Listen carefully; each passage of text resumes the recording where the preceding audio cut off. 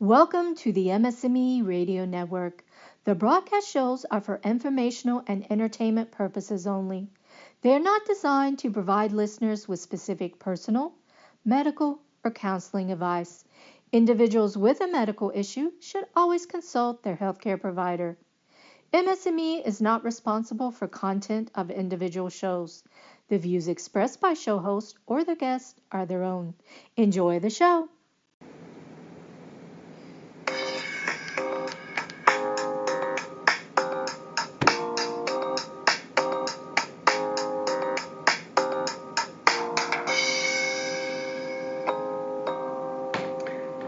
Hi there. Welcome to the 38th episode of A Couple Takes on MS. Hi, this is Dan Digman. Hi, this is me, Jennifer Digman. She's my lovely wife, and what we're talking about with A Couple Takes on MS, if you haven't listened to us before, I have relapsing remitting MS. And my MS is secondary progressive. And what's interesting is both Dan and I were diagnosed with multiple sclerosis before we met each other, and with him having relapsing remitting MS and mine being a little more progressive, and I'm a wheelchair user, we have two very different views and takes on multiple sclerosis. And what we're talking about today, and this is interesting to us anyway, if in case you missed it, on May 30th, which would have happened last week, it was World MS Day. And with that, it's a campaign, and we've done this, or they've had it for several years, and it's a campaign just to talk about bringing the world closer. I mean, because right now, how many people in the world have multiple sclerosis? Interesting you should ask, Dan. Currently, there are 2.3 million people worldwide living with multiple sclerosis. And what was the theme this last year? It was just talking about research, that the research is bringing us closer to ending multiple sclerosis. And in case you missed that, May 30th was World MS Day. This year, mark your calendar for when? For May 29th, 2019. 2019, sorry, I had an MS voice break. I'm sure everyone out there living with it, listening, understands. Every once in a while, my voice just decides not to work. So that's one of the joys of MS. But anywho. But looking at what was there and what we would encourage you to do if you hadn't looked at it, go to worldmsday.org, and it has tons of great information. And we're not necessarily looking to rehash what was done for World MS Day this year, but something that was on the website celebrating World MS Day. They have a section with like the latest news, and it had a news story on brain banks and how brains, donating your brain to science helps with, finding the cure for multiple sclerosis. And this is something that we wanted to talk about today, just in terms of donating brains and things like that. But then the question we had was whether can people with multiple sclerosis donate their organs, and that's we'll have to stick a pin on that and talk about that in a little bit, because the big thing of something we know we can do is tissue and brain donation to science. And that's an interesting end of life decision. You really, if you are living with multiple sclerosis or you're a caregiver living with someone with MS, that's a conversation that you need to have. I mean, I don't think you want to wait until you pass away and then surprise you wanted to donate your brain to science. I mean, that's a difficult choice. I mean, Dan is my husband. Have you ever thought about being a brain donor? I not until today. I mean, and these are conversations. I think this is where it's good to talk about this now, and why we're bringing this up here in our program today is just about the importance of it.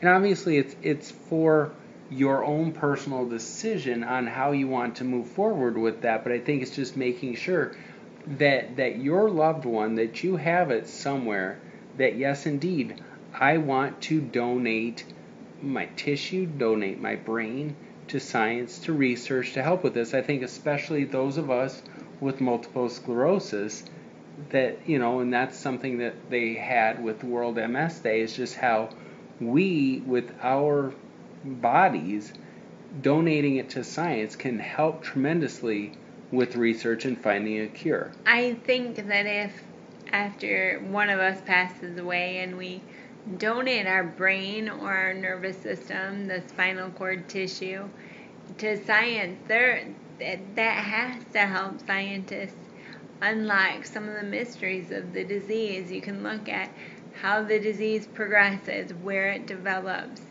what medication. I mean, wouldn't that be interesting to see if the medication you've taken has made a difference? And I mean, I don't want to believe that my life will be a waste, or that my disease, I don't know how is the appropriate way to say this, but if I can use my brain when I pass away to unlock some mystery of this disease so that another person potentially wouldn't have to be diagnosed with MS, or a treatment to correct nerve damage could come about with my donation of brain and tissue, I think that would be incredible. And I would feel like the 20 some years that I've lived with this disease so far, or hopefully the 40 years I live with MS before I pass away, will be for some purpose. And I think that's really interesting. Just as we talk about, quote unquote, a couple takes on MS, you think about your brain and your tissue and the perspectives. I mean, you're a female with secondary progressive MS, and you predominantly through your lifetime have been treated with Copaxone and Nobantrone and now Rituxan. Not that we're advocating these medications, but just to see what impact or what effect they made. Whereas you, Dan, are a man who's living with MS, who is still walking and driving, and you've been treated predominantly with the beta seron. And I think, look at how, when they talk about the research and how many samples they need to form something to make things consistent, like clinical trials. They want to have X amount of people that have been, haven't been diagnosed with MS, blah, blah, blah. I mean, so think then, to find the cure or to do the testing on tissues and brains for people who have had multiple sclerosis, how many different samples they need to show, and the trends in that.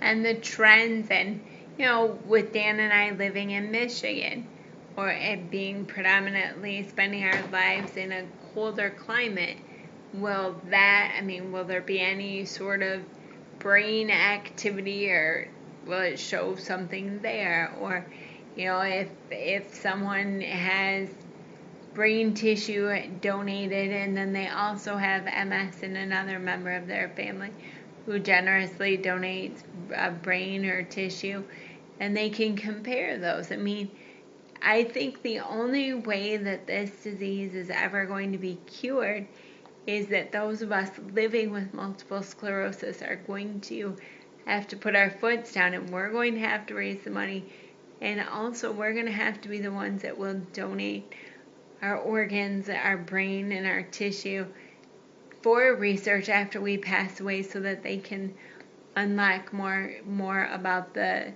mysterious disabling disease we've been living with. And it's interesting looking at the National MS Society's website. Even they have a whole special section talking about donating to tissue banks, and just saying how people with MS hold the key to curing the disease. And I think in donating the tissue, they have 2 tissue banks in the United States. And obviously, this program goes worldwide, and we encourage you go to the World MS Day website because they had some really good resources to talk about places, other countries, and just further things to find this. But with the National MS Society here in the United States, two of the places that they recommend for tissue donation, for the brain and tissue donation, is one of them is the Human Brain and Spinal Fluid Resource Center in Los Angeles, California. And the other one is the Rocky Mountain MS Center Tissue Bank in Colorado.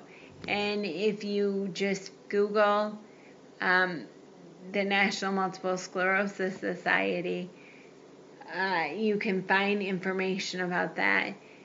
And I'm also seeing there's just a lot of information about the importance of tissue donation.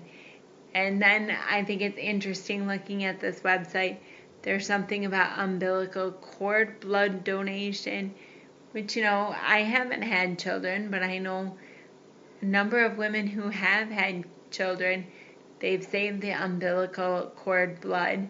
And I think that that's really going to unlock some more of the mystery of MS.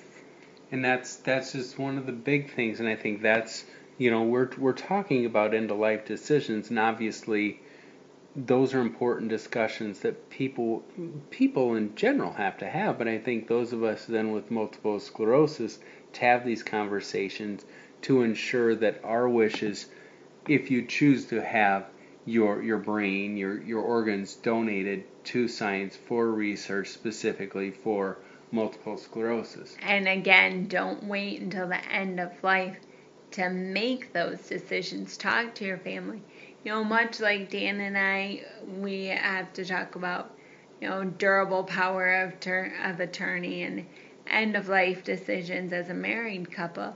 But you don't want to wait until the end of your life. And I know it may sound morbid and a little sad, but making those decisions and having those conversations while you're able, and I think that, and that, pardon the pun, but I think that gives you peace of mind to know that you are going to make that donation of your brain to science. To make that decision. Well, let me ask you this then, Jennifer. Yes, Dan. Question mark. Yes. Thank you. But you had asked me earlier, had I ever thought about donating my brain, organs, whatever, to science, for research? Had you ever done that? Had you ever thought about this before we had this little epiphany today, courtesy of World MS Day? No, I had never really thought about it. Well, we had a member of our support group who, bless her heart, when she passed away, did donate her brain. She, was living with multiple sclerosis, and unfortunately she passed away due to another issue, and she donated her brain. And I suppose that seemed like it was so long ago. It was, but gosh, it's been a while. It has, and I think it's really good what she did. And now as I get a little older and a little more curious, okay, enough already, we've got to find something about this disease. As our nieces and nephew get a little older, I don't want them to have to get, hear that you have multiple sclerosis. So I think that kind of makes me think a little more seriously about doing it.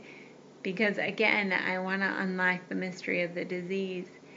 And I'm going to be dead, and if something from my life, a part of my body can do good things for any number of things, whether it's treatment or a cure or a new medication, like I said, treatment, I think yes, use my brain, find out as much as you can. What about you? Have you ever thought about it? Not until now, and then hopefully here through our program and chatting with you here, this at least sparks interest or makes it part of your conversation or things to think about. That's a good way of dodging the question, Dan. You like how I'm doing that? I like And how you so, did that, but no, I'm asking and to you and like to all of our listeners. Have you ever thought about it? I mean, would you consider donating your brain and tissue? that's a great question, Jennifer, and I think this is where, no, I'm not dodging the question. Yes, I think this, and you as my spouse and here for God and everybody to hear, yes, I would like to donate my brain, my body, my tissue, my organs to science for research. And this is the question that we really were asking ourselves. If you can remember, okay, let's just say it straight up. Did I answer your question there? Yes, you did. So both you and I, we should do some arranging of our end of life decisions that we both would like to donate our brain and tissue to for research to get answers about multiple sclerosis. And, that's going to be an end of life decision that we both strongly support and feel strongly and passionately that, yes, I want my body to go to some good to unlock something about this mysterious disease. Whoops! And this is a warning that we have. Sorry about that. But here's the question. And go with us on this question, because as Jennifer and I were looking at this, we said, oh well, we could donate, because we never thought about donating our brain, because obviously there's always the talk about being an organ donor. Right. Being an organ donor, and we've all seen those. I mean, they're just incredible stories on the news, like where for tragedy, things like that, young people that or just people passing away, donating their organs, which is a beautiful, beautiful thing. And then you have that, like, oh, their heart went to this recipient. It's helping another person live on. And it's a phenomenal story and a great thing to do. And I mean, just to where a loved one can hear their son's heart beating in another person. I mean, it's just obviously it you is have tears beautiful. and everything. But then that's the question we were wondering, and we wanted to give you all answers of, like, well, could we as people with multiple sclerosis be organ donors? The honest thing is, you can't just do a simple Google search on this to see. And so what we're going to do is look into it and have a story in our blog, or we may even talk about this at a future program. But just to say, could we donate organs? And I think there was a question when we were earlier, several years ago, first diagnosed, where it was said that those of us with multiple sclerosis could not go to, like, Red Cross blood drives and donate our bloods, because back in the day we weren't allowed to. You can. Yes, you in can the United donate States, blood. you can donate your blood to blood drives. And I think it's interesting, we couldn't find the answer about whether or not a person with MS can donate an organ. I don't believe you. I know you do not have to be dead to donate an organ. Donate a kidney. Donate a kidney. And I think that's something we're going to get to the bottom of. But, if people are like, I don't want a kidney from a person with multiple sclerosis, what if I get multiple sclerosis? I think that's really interesting. Would you rather live with MS or not live at all? I wouldn't want someone to say, oh, I don't want a kidney from Jennifer because she's got MS.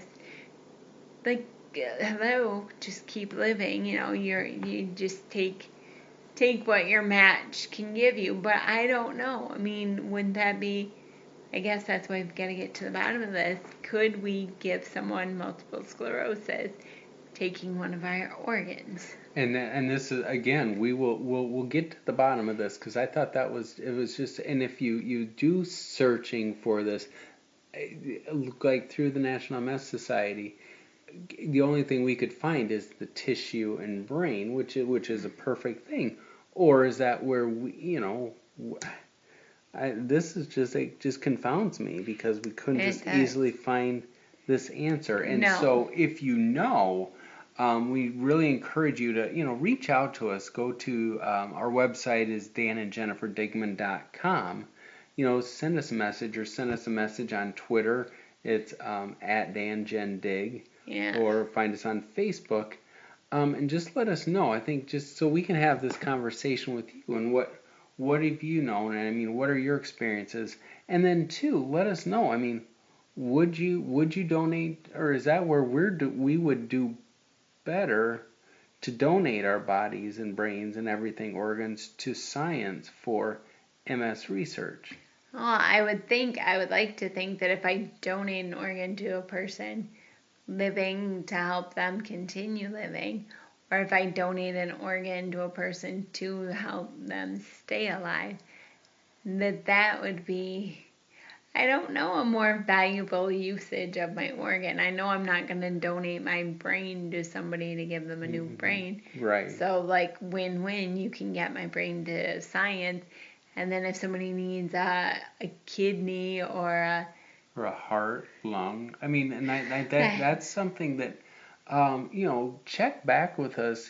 Keep an eye on our show. And this isn't necessarily a way to get you to tune in or check out our website, but I'm going to do a fact-finding mission to see. I don't even know where we would reach out to find answers to questions like that. That's why I was a reporter. I mean, I am a reporter, so I can do some digging to find that out. So I mean, then it's a question, which would you rather do? And I mean, why not do both? But I think that's just an interesting thing as to whether we could donate our organs, like be on the organ donor list.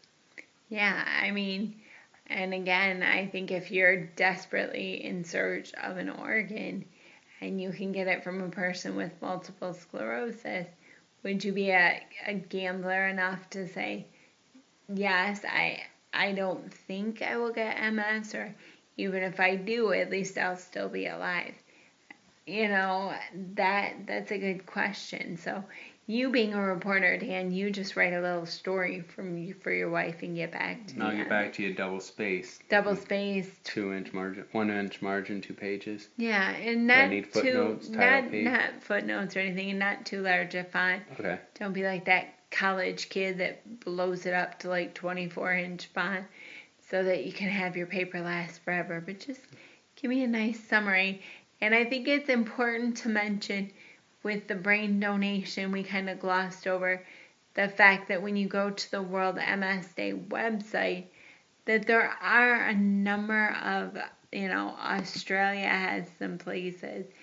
In Europe, there are donation sites.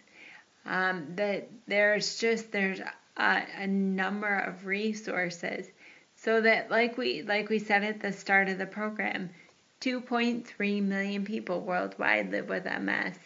So it's not just the United States, and I think that myopic view is typical of Americans sometimes, not to talk bad about us, but where we think solely about our country, but the world outside of us, they're also living and dealing with MS, and they have brain banks, that's difficult to say, brain banks and places that are doing the research on this disease, and together we will get it, hopefully. And that's the hashtag again for World MS Day, that hashtag bringing us closer. And just looking at it, and again, it's worldmsday.org, and I mean, they've got such great resources. I mean, right there they're talking about BrainNet Europe is a network of 19 brain banks spanning 11 European countries. Just look at that, and that's where you just see all these resources, and that's what's so beautiful about World MS Day, is how it just, it brings us all together, I mean, in terms of we're all living with the same disease, and so how do we deal with it? I mean, we have, connections in, the UK. I mean, I'm Yes. thinking West. I mean, Yeah, absolutely. and so just how can we collectively make this a better place for people with multiple sclerosis? Because those of us living with the disease, I don't think any of us want to make our time here wasteful. We want to have a legacy. I certainly think it would be amazing in our lifetime for the disease to be halted or understood or cured. I mean, that's a huge goal. But I think that would make this time, this diagnosis, my life living with the disease, that much better. So I think that's why it's so important to get involved and to reach out and to stay connected. And I think that's where, the beauty is, obviously we're talking about World MS Day, which was May 30th, but it's just, Jennifer, you made a good point where you said, like, well, it is World MS Day, but, really for us, our world is MS. I mean, we live this every day, and so we just want to keep this continued, keep the dialogue, keep the conversation going, because obviously life with MS goes beyond just that one day a year. And so we wanted to encourage you all to just keep this conversation going, especially, we were talking about donating tissue, donating organs to science, for research. Your brain. And just once again, Dan mentioned it at the beginning, but don't forget that May 29th, 2019 will be World MS Day. So mark your calendars, get involved. And even though World MS Day 2018 has passed, by the time you're hearing this program, look at the hashtag bringing us closer to find out more about life with multiple sclerosis. So thank you all for joining us again today. This was the 38th episode of A Couple Takes on MS. And again, follow up with us on Twitter at DanJenDig or on our website, danandjenniferdigman.com, just to let us know your thoughts and your experiences with tissue organ donation and just life with multiple sclerosis in general. And whether it's you're living with it or you're a caregiver or a loved one, just keep the conversation. So thanks again to the MS&Me Radio Network for including us with so many other incredible shows on this network. And thanks to Blue Giraffe Kid for composing the theme music for our show. This is Dan Digman. And Jennifer Digman. Take care.